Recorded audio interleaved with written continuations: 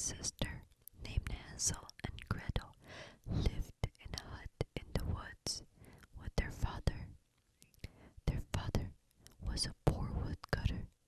His wife, their mother, had died when the two children were very young. Their father thought he would not be lonely anymore when he finally remarried. But the new stepmother made life very hard for Hansel and Gretel. The children were not allowed to eat until after the stepmother had taken everything she wanted off the plates. Most of the time, there was only a crust of bread left, and all day long were hard chores for them to do. Hansel and Gretel tried to tell their father about this, but he would not hear of it. It seemed the only one he would listen to was his wife. And all the stepmother talked about was how much trouble it was to have children in the hut, and how much she wished they would go away forever. Each day, there was less and less food for the boy and the girl to eat, yet the stepmother gave them more and more hard work to do.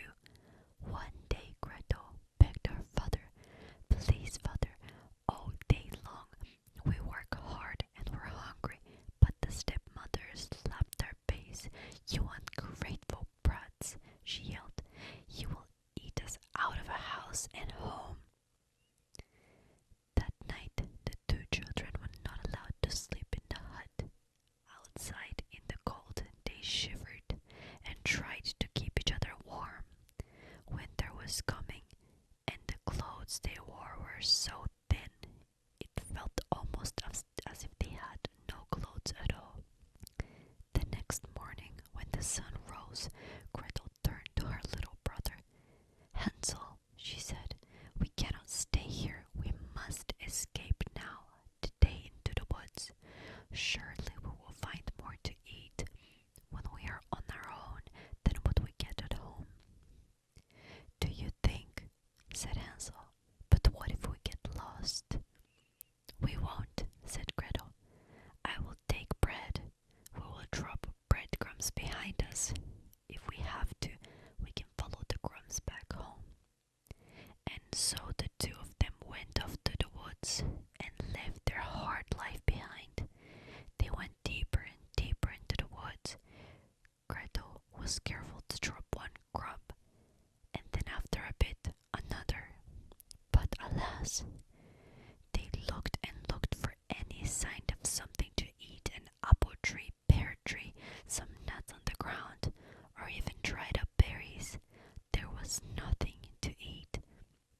They got hungrier and hungrier.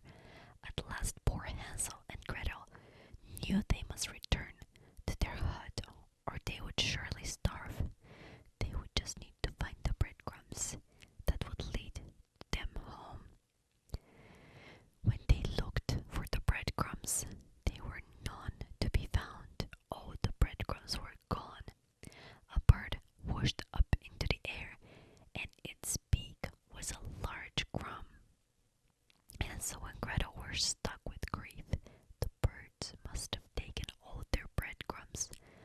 A wolf howled into the distance. The sun was setting.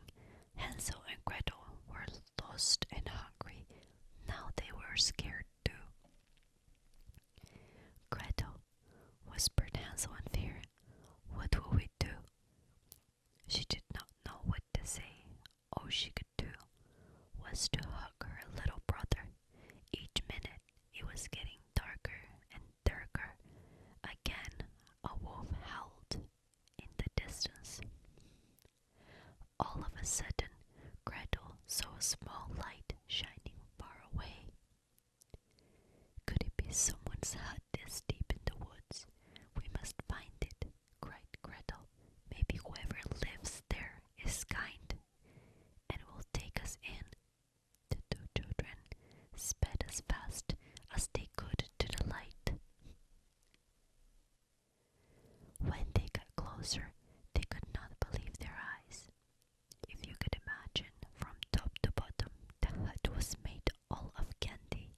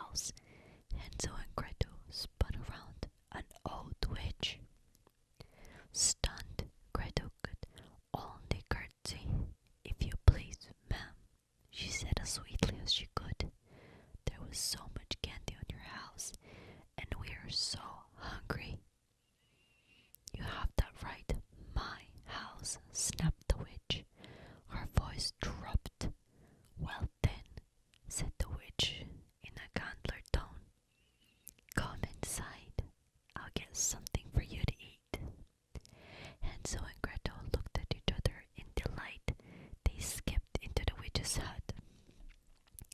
A fine meal of soup and bread. As they licked the last crust of bread and looked around the hut, what the brother and sister saw made their hearts turn cold. Piles and piles of bones in the corners.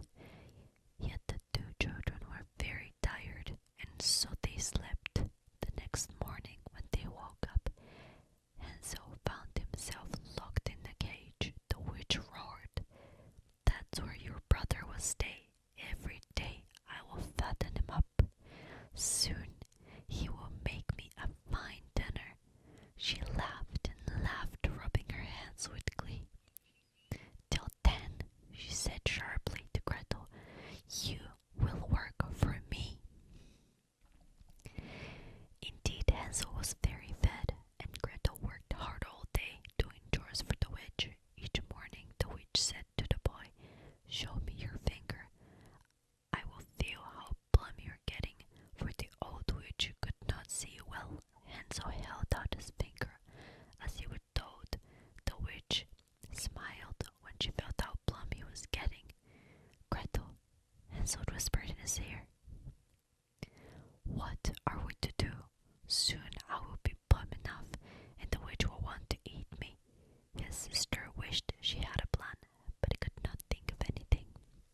The night when the witch was sleeping, Gretel had an idea. She picked up a bone from the piles on the floor and woke her brother. "Hansel," she said, "the next time the witch asks to see your finger, hold up this bone to her instead." The next morning he did that. Said the witch, touching the bone and thinking it was the boy's finger. "This is going to take longer than I thought. At least I have more time."